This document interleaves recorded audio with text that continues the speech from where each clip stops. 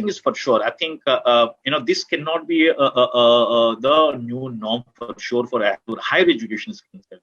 And the reason is simple. One is that if you look at because of the first degree and the second degree, because the way you look at the first degree is you're actually, if you look at the psychology part of it, the cognition part of it, the child is just broadening his or her mental capabilities or the faculties.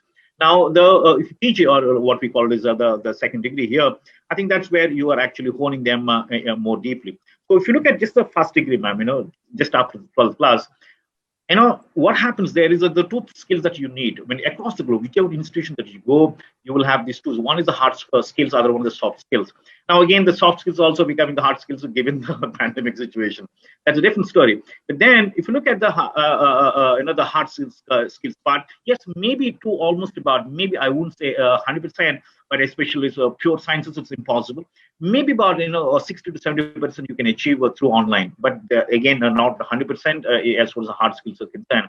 But when it comes to soft skill, which are going to be life skills, not just when I say soft skill, but they're also to be looked at more as a soft the life skill.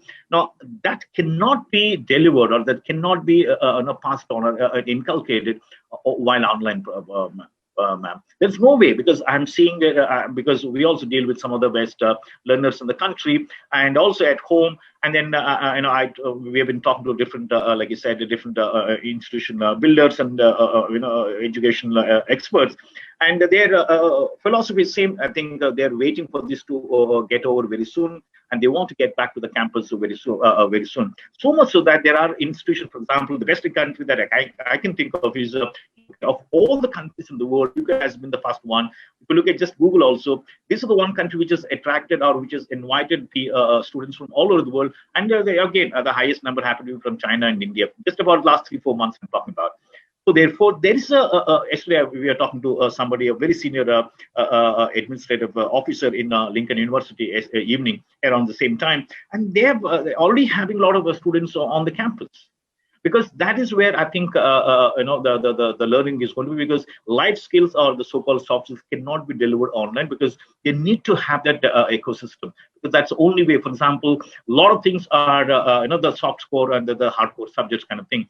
The soft core subjects, anything related to social psychology or social sciences related subjects, ma'am, there is no way that I can deliver online. There's no way. And if you look at most of the subjects, there is a social science component to it.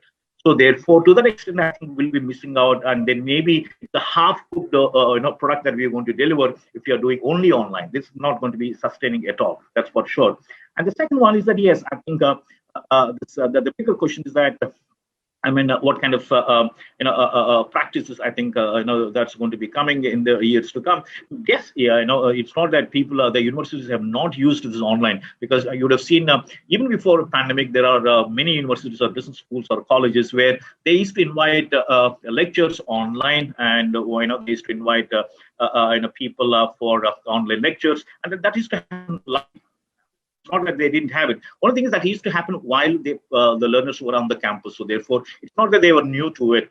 The only thing is, if you make that one as a new normal, I think that's where the entire edifice is going to crumble. Because if you look at, even you trace it, ma'am, about which is the oldest university in the world, which is about 1009, it is a 1096 year. That's almost about more than 1,000 years ago, University of Bologna. Now, this university, or let's say you look at the second one, is the University of Cambridge, which has produced, I think, 29 UK prime ministers and almost about 56 Nobel laureates. And what have they done?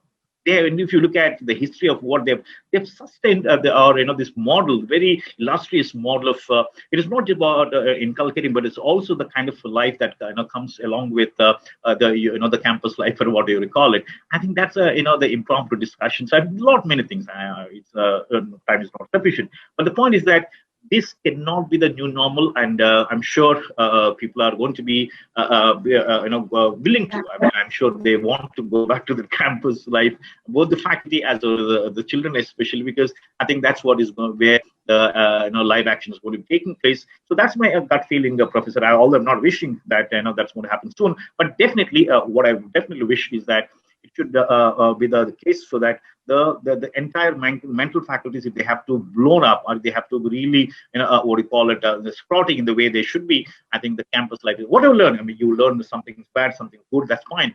At the end of the day, that's what the life is all about. And therefore, I think I should, and I think that's what my honest perspective would be, ma'am.